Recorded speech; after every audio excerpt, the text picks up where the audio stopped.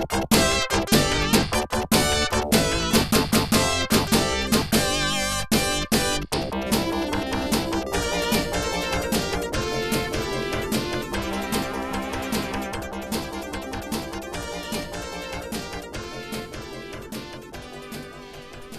so here in Unit 6 we're going to look at essentially the states of matter, where we're going to look at solids and fluids. Now, we will talk about the difference between what a fluid is, but the way to think about a fluid is that a fluid is a gas or a liquid. And we'll get into that, and we'll distinguish between what really makes a solid, what makes a gas, what makes a liquid. Okay, so really the first thing we're going to take a look at is our solids. So if a solid is subjected to forces that tend to stretch, shear, and we'll get into some of these terms, or compress the object, its shape changes. So stretching means like if I'm going to pull it, right? So it's like I pull it apart. Shear means I'm going to kind of shift it and it's going to end up looking something like this, right? And compress means to push down, right? And so there's, kind of the three ideas of this stretch, shear, or compress concept. Now, if the object returns to its original shape and the forces are removed, we call it elastic. We've talked about elastic when we talked about energy. Most objects are elastic for forces up to a certain maximum called the elastic limit.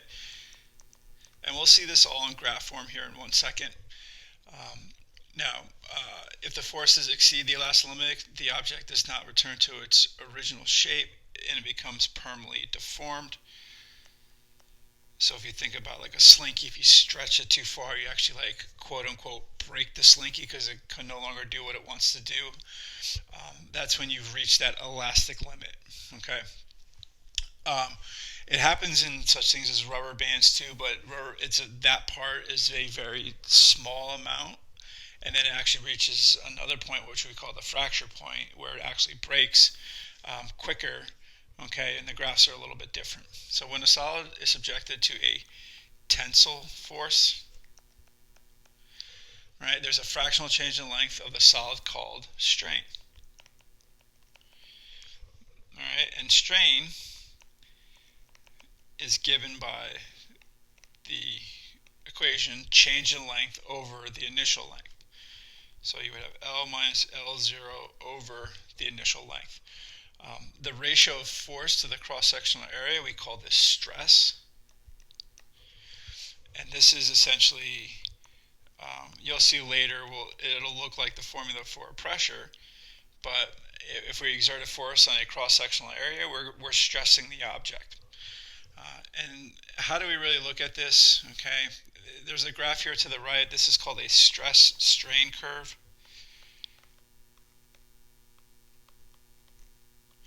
Right, and it gives us all these areas. Okay, so the first main part of this graph is going to be this section here, which is linear. So this is when the object behaves using Hooke's law, right? And we talked about that with springs, right? This F equals negative kx, right? So this is, this here is Hooke's law for springs. Now, the ratio of stress to strain in this region, we call this Young's modulus. So it's essentially the slope of this stress versus strain curve. And so Young's modulus, or simply you can just call it Y, is going to be equal to stress over strain, which is F over A divided by delta L over L initial. And you can put a little bit of algebra here and get some, make it look a little bit nicer. Now, as the material continues to be deformed, it reaches its elastic limit. And this point of permanent deformation, eventually it reaches a fracture point and breaks. Right? So if I have a piece of metal and I'm pulling it, right, I'm stretching it, eventually it's going to reach this point here and it'll physically break, and now you'll have like two pieces, right? And so these two pieces, right, will move off into opposite sides. And so what I did in the next section is I provided just a small snippet of the table that's actually provided in the OpenStax textbook of certain Young's modulus. Okay, and you can see there's three columns here. Young's modulus is when it undergoes tension and compression. Shear modulus is when you try to slide it, and bulk's modulus if you do the volume. Okay. Now, so if a solid is subjected to forces that tend to compress, it's not called tensile, it's called compressive strength, or excuse me, compressive stress. I do want to point out, I'm going to highlight this, right? So those of you guys who are interested in being doctors, right, note that bone actually does both, right? So it has a different tension Young's modulus than it does a compression Young's modulus. Okay. And now here's just a couple of examples, right? And in the next bunch of examples, again, we're all centered around this Young's modulus, and so if we look at this first question, it talks about suspension cables are used to carry gondolas at ski resorts. Consider a suspension cable that includes an unsupported span of 3,020 meters. Calculate the amount of stretch in the steel cable. Assume that the cable has a diameter of 5.6 centimeters and the maximum tension it can withstand is 3.0 times 10 to the 6 newtons, where steel has a Young's modulus of 210 times 10 to the 9th newtons per square meter. Okay, so we're going to start with our equation, right? We're going to do y, which is Young's modulus, is equal to F times L0 over A delta L. Right, so I did a little bit of the algebra there, and what we're going to do is we're going to solve this for the change in length. So delta L is going to equal, essentially we're just going to flip-flop delta L and y. Right, so it's going to be FL0 over AY, and now we can just plug in our numbers. So it tells us that it undergoes a maximum force of 3.0 times 10 to the 6th. Its initial length is 3,020, and then we have a cross-sectional area, right? And so a cable is round, so cross-sectional is going to be pi, so pi r squared, so it's going to be pi times, now you have to be careful because they give us a diameter in centimeters, so we need the radius in meters, so we're going to cut that in half, so it's going to be 2.8 centimeters, and so I need to convert this to meters, so I'm going to move it 1, 2, so it's going to be 0.028 meters, or you can just let your calculator do it and put it into scientific mode, and then we're going to multiply that by Young's modulus. Okay, and so what happens is under this it's going to stretch 17.5 meters, right? That's going to be the change in length once we go out to this maximum tension in the cable. Right, and so what does that mean? It just stretches 17.5 meters with a cable being 3,020 meters. That's not a huge difference, right? You can figure out what is the, what is the stress and strain on it. That's another way you can solve these problems is find the stress, find the strain, and then divide those two. That'll also give you the Young's modulus, or you can do it like I did here in one shot. All right, the next question talks about calculate the change in length of an upper leg bone, the femur, when a 70 kilogram man supports 62 kilograms of its mass on it, assuming the bone to be equivalent to a uniform rod that is 40 centimeters long and 2 centimeters in radius. Bone has a compressive Young's modulus of 9 times 10 to the 9th newtons per square meter. So the first thing we need to do is find out how much force is actually being placed on this bone. Right, and so it tells us that it supports 62 kilograms of his 70 possible kilograms. Okay, and so that bone is supporting 608.2 newtons. Okay, if you think about it, like that's the upper body, right? That it's withstanding. So again, we're going to find. So here's our Young's modulus equation. Right, FL0 over A delta L. Now again, we're going to find delta L, so it's the same solving, so FL0 over AY. And we just plug in, right? So the amount of force is going to be 608.2 newtons. It's going to have a length of 40 centimeters, which needs to be converted to meters. So 0.40 meters. And the reason why we have to convert it is because Young's modulus is in square meters. the cross-sectional area, it tells us that it has a radius of 2 centimeters. So it's going to be 0.02 squared. Right? And then we're going to multiply that by 9 times 10 to the 9th. Now, if you give me a second, I made a mistake on my original notes. All right, and so I'm going to do 608.2 times, minus times 0.40 equals divided by pi, so 3.14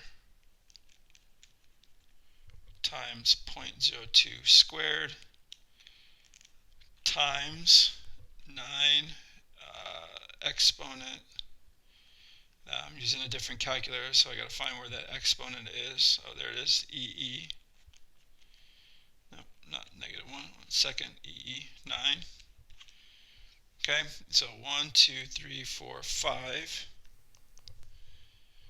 So it's going to be 2.15.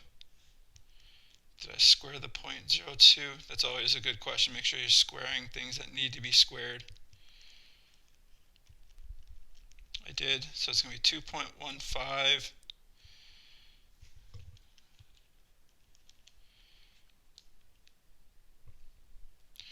Forgive me. Let me go back and redo this calculation because I lost it.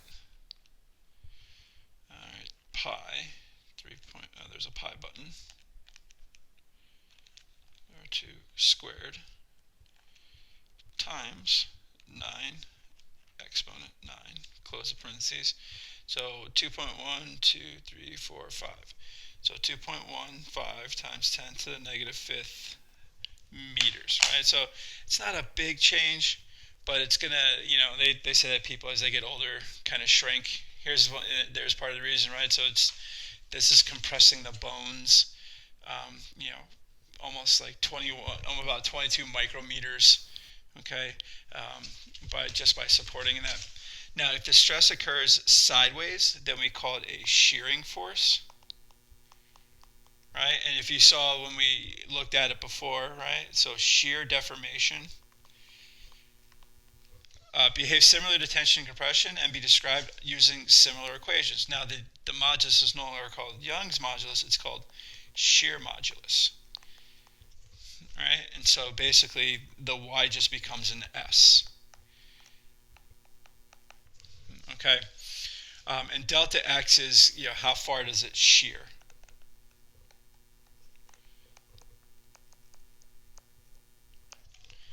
Okay, so how far does it move sideways, right? And so here it says find the mass of the picture hanging from a steel nail as shown in the figure. Given that the nail bends only 1.80 micrometers, steel has a shear modulus of 80 times 10 to the 9th newtons per square meter. Again, I'm giving you these numbers here in these examples, but if you had to, you could look it up in a book, on a website.